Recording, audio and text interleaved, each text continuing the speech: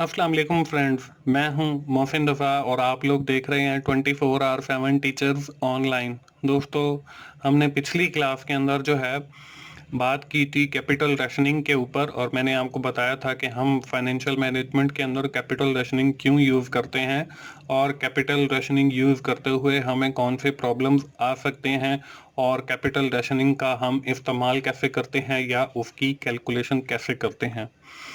दोस्तों, आज की इस क्लास 19 से हम लोग अपना एक नया मॉड्यूल शुरू करने जा रहे हैं जिसमें हम बात करेंगे बॉन्ड्स और शेयर के ऊपर।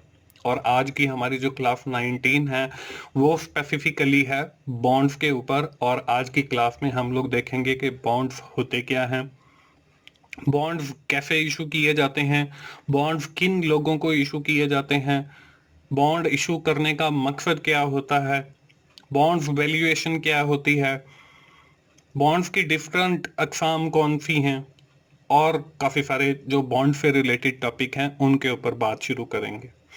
तो चलिए हम लोग सबसे पहले ये देख लेते हैं कि हमने पिछली क्लास के अंदर क्या चीज़ें कवर अप की थी।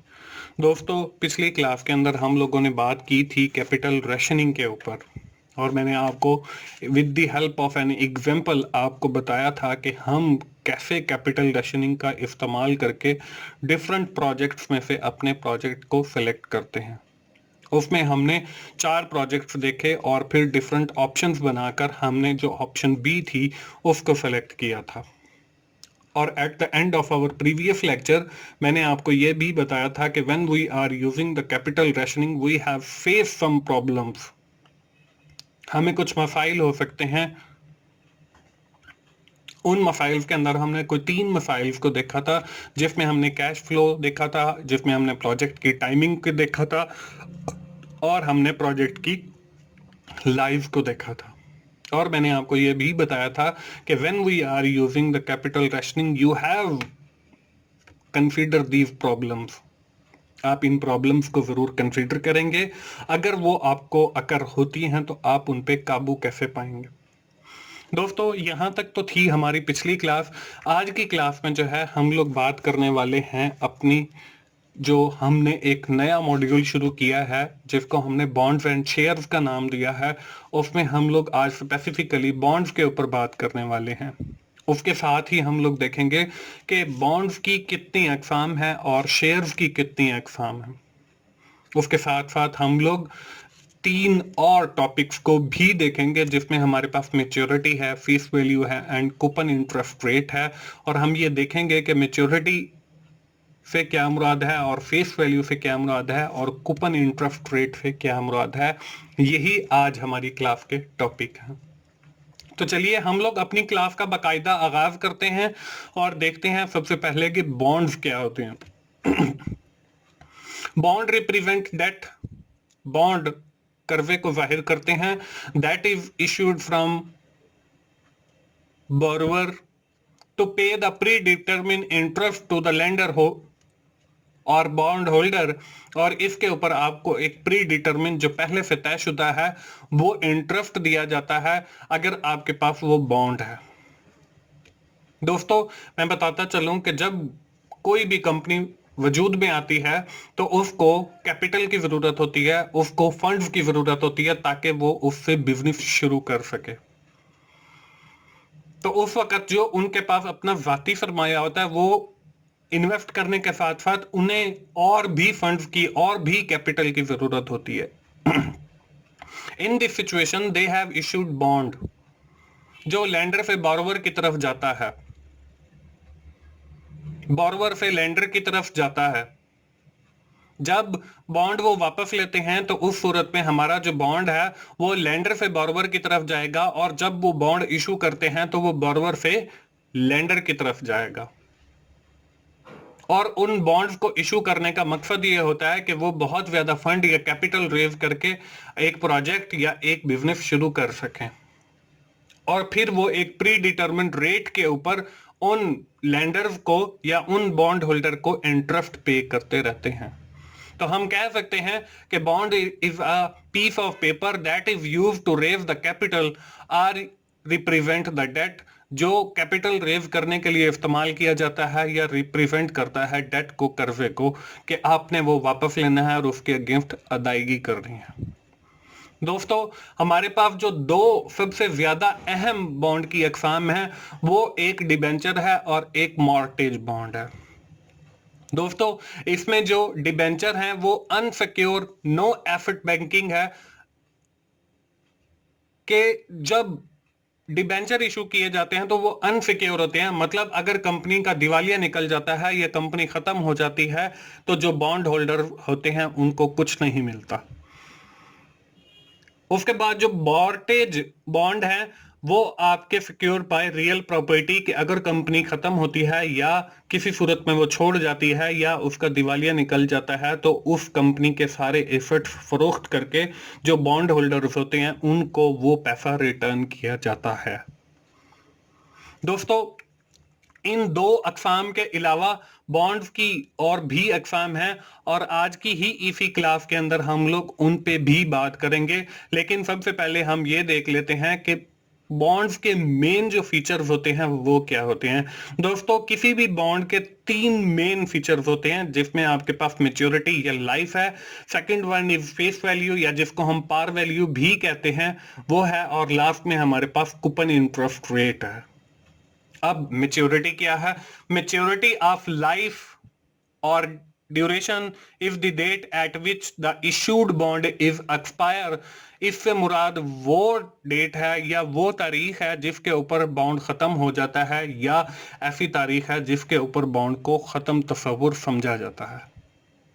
The second concept of the feature of the bond, that is face value. Face value are sometimes called par value that is printed on the bond.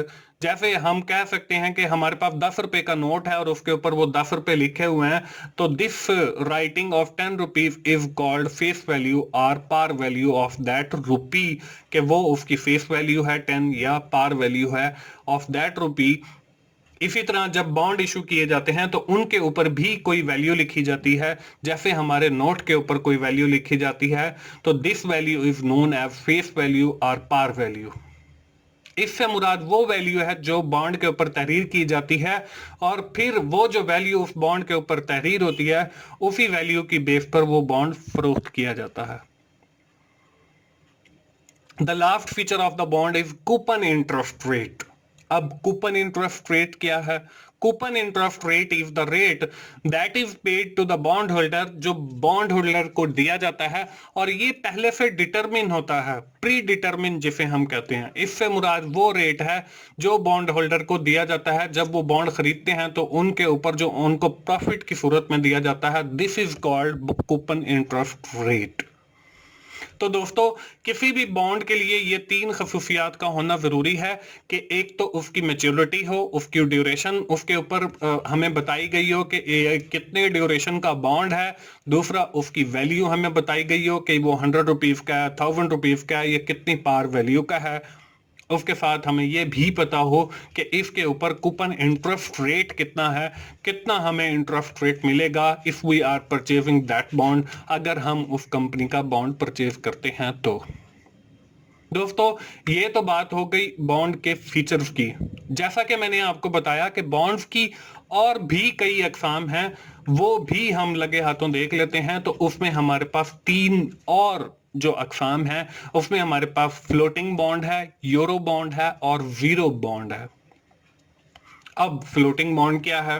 Floating bond is the bond that interest rate is fluctuate according to the market. इससे मुराद ऐसा bond है जिसका जो rate है, interest rate, that is very, जो तब्दील होता रहता है with the change in the market. जब मार्केट चेंज होती है या उसमें अगर कोई तब्दीली आती है तो this change rate is known as floating bond rate. वो हमारा फ्लोटिंग बॉन्ड रेट होता है और उस बॉन्ड का जिसका रेट जो है वो चेंज हुआ है उसको हम फ्लोटिंग बॉन्ड कहते हैं। दोस्तों, second category of bond is euro bond.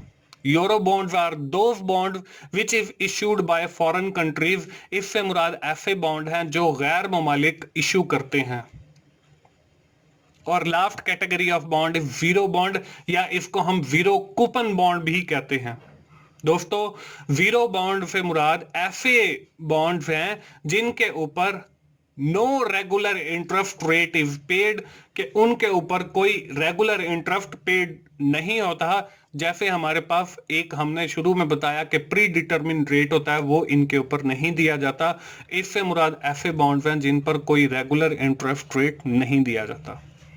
तो दोस्तों ये 3 और अकसाम हैं बॉन्ड्स की।